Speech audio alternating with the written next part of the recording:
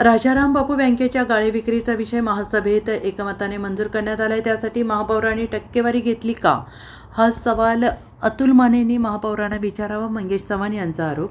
600 कोटींच्या कामावरून सभापती अतुल माने आणि विरोधी पक्षनेते मंगेश चव्हाण यांच्यामध्ये चांगलीच झोंपलेली आहे.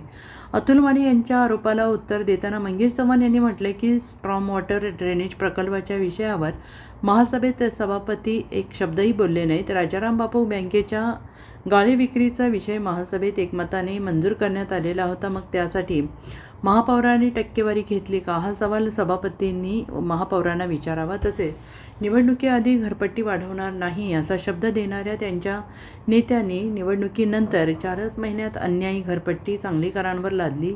याला दुटप्पीपणा म्हणतात. अतुल माने यांना ठेकेदारीचा अनुभव आहे, त्यामुळे त्यांना नगरसेवक म्हणजे काय हे पहिलं समजून घ्यावे असा टोला मंगेश चव्हाण यांनी लगावलेला आहे.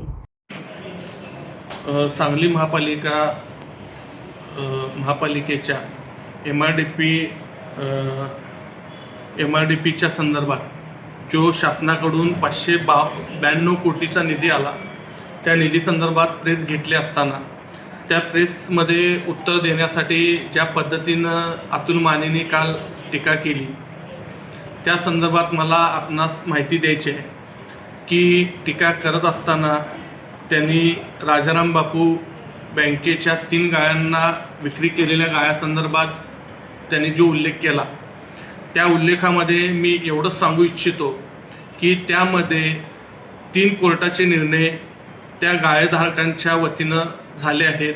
त्यानंतर महाराष्ट्र शासनाचा शासन निर्णय त्यामध्ये झालेला आहे की त्या लोकांना गाळे खरेदी करून देण्यासंदर्भातला. तशा पद्धतीनं महापालिकेनं महासभेसमोर हा विषयपत्र त्या पद्धतीनं विषयपत्र महासभेसमोर आणलं आहे आणि ह्याची मंजुरी देत असताना अखंड सभागृहानं एकमतानं ह्या विषयाला मंजुरी दिली आहे.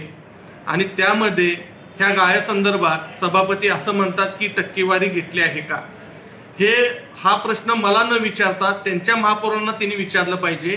कारण सभागृहामध्ये एखादा विषय मंजूर करायचे अधिकार हा महासभेमधले महापौरांना पण असतो, त्यांच्या गटनेत्याला पण असतो. ह्याचाच प्रश्न यांनी महापौरांना करावा.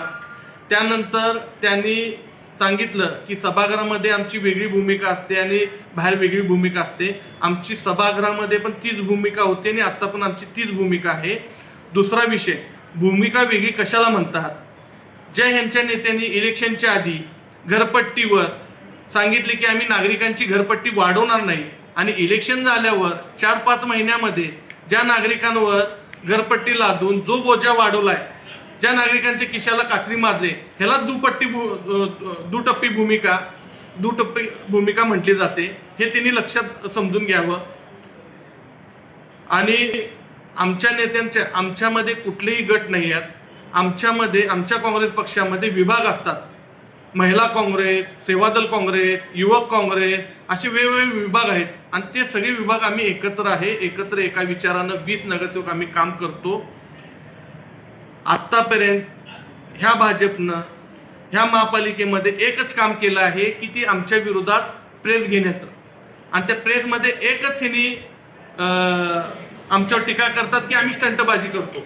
नागरिकांचे विषय सभागृहामध्ये मांडत असताना नागरिकांच्या हिताचे विषय मांडणं ह्याला स्टंट म्हणत असतील तर होय, आम्ही स्टंट करतोय. Bureau report SBN Marathi, Sangli.